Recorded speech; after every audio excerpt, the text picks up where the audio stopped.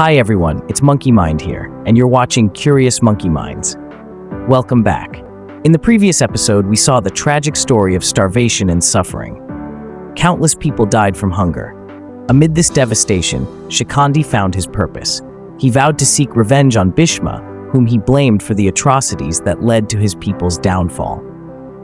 The episode also introduced the birth of Duryodhana, which brought ominous signs for the future of the Kuru dynasty.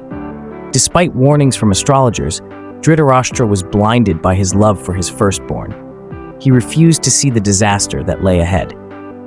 Meanwhile, Gandhari was filled with regret and sorrow, lamenting the curse that had brought calamity to her family. After Dharmaraja was born, Pandu received word from Dhritarashtra that he had fathered 100 sons, including Duryodhana. Upon hearing this, Pandu's heart filled with fear and concern. He thought to himself, I have only one son, Dharmaraja, while my brother has 100. In the future, how can my son alone stand against such a force? Realizing the challenge that lay ahead, Pandu knew he needed more than just a son who upheld righteousness.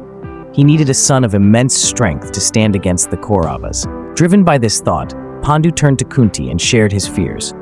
I need a son who is strong enough to face the 100 Kauravas. Dharmaraja cannot stand against them alone, he told her. Kunti, understanding the gravity of his request, decided to use the divine mantra given to her by the sage Durvasa. Both Pandu and Kunti thought of Vayu, the wind god, for nothing in the three worlds is stronger than the wind. Kunti invoked Vayu, and as soon as she did, the air around her grew wild and powerful. A great gust of wind surrounded her, lifting her into the sky.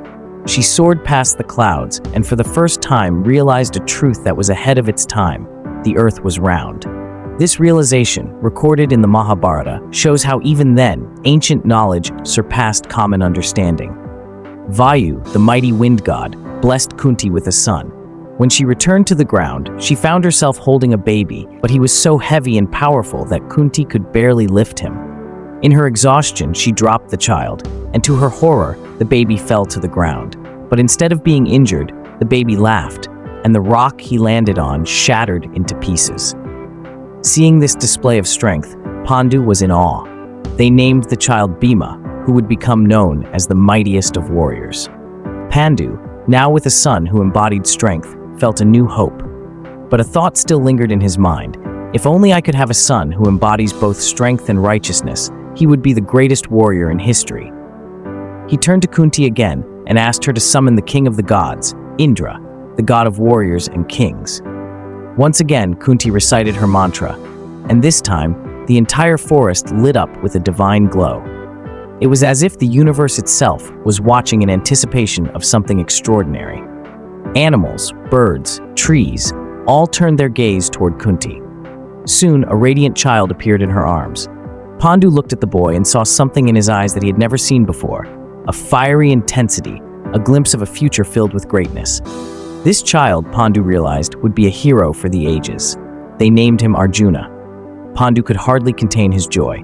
He now had 3 sons: Dharmaraja, who embodied justice and righteousness; Bhima, who had the strength of 100 warriors; and Arjuna, who was destined to be the greatest archer and warrior. Pandu played happily with his sons in the forest, feeling as though he had been blessed with the most divine of gifts. But amid this happiness, there was one person who was not content: Pandu's second wife, Madri. She was saddened by the fact that she had no children of her own, while Kunti had 3. Seeing her sorrow, Pandu asked Kunti to allow Madri to use the divine mantra as well. Kunti, filled with compassion, agreed and gave Madri the mantra. Madri invoked the Ashwini Kumaras, the twin gods of health and vitality. She asked for 2 sons, and soon she was blessed with 2 beautiful boys, Nakula and Sahadeva.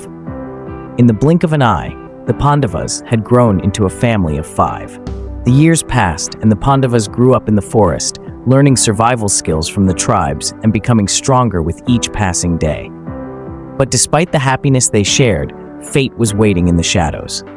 One morning, Pandu, maintaining his celibacy for 15 years due to the curse placed upon him by the Gandharva, went to the riverbank to meditate.